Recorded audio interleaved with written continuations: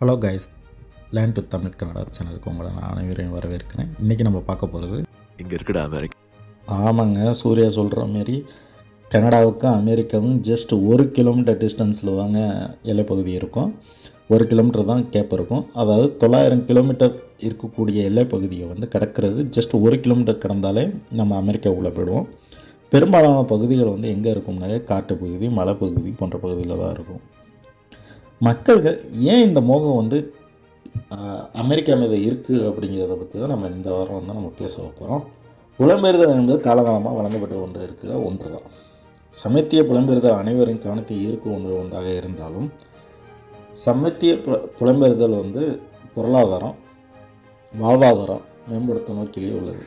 பொதுவாக கனடா அகதிகளுக்கான அந்தஸ்து வழங்குவதில் முன்னுரிமை வழங்கினாலும் என்ன பிரச்சனை இங்கே நடக்குதுனாக்க, தற்போதைய விலைவாசி உயர்வு, தங்குமிடம் பற்றாக்குறை, வாடகை தொகை ஒப்பந்தம், வேலைவாய்ப்பின்மை ஆகிய காரணங்களாக அகதி அந்தஸ்து கிடைத்தும் மக்கள் சிரமப்படுறாங்க. இதனால் அவர்களது அடுத்த கட்ட நகர்வாக அமெரிக்காவுக்கு செல்வதாக தான் அவங்க விரும்புகிறாங்க. அதிலும் குறிப்பாக இந்தியர்கள் எல்லைப்பகுதியை கிடக்கிறதுக்கு பெரும்பாலான தொகையை முகவர்களுக்கு வழங்கப்படுகிறது. அகதியாக ஒரு 70,000க்கும் மேற்பட்ட மக்கள் புலம்பெயர்ந்து அமெரிக்காவிற்கு புலம்பெயர்ந்திருக்காங்க. அதுவும் இந்தியர்களே அதிகம் என்பதில் மிகப்பெரிய ஆச்சரியமாக இருக்குது. அமெரிக்காவில் கடல்நிலைய வேலைவாய்ப்புக்கான தொழிலாளர் பற்றாக்குறை இருக்குது.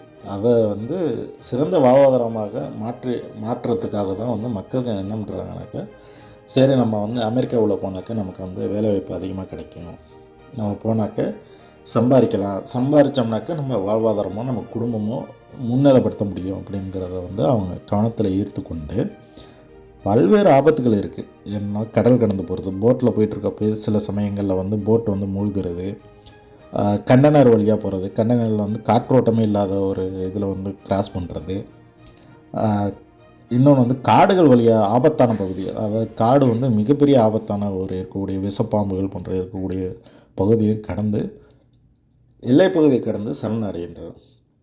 அமெரிக்காவிலும் அகதி அந்தஸ்து நடைமுறைப்படுத்தி அவர்களுக்கு ஏற்றுக்கொள்ளப்படுது.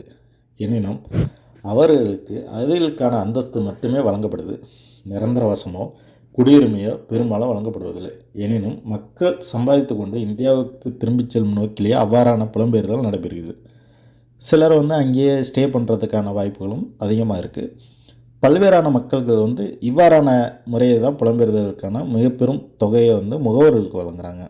ஏஜெண்ட்டுக்கு பெரும்பாலான தொகையை அவர் கனடாவில் கட்டிட்டு என்ன பண்ணுறாங்கன்னா, பார்டர் கிராஸ் பண்ணி கொண்டு போய் விடுறதுக்கான தொகையை வழங்குறாங்க.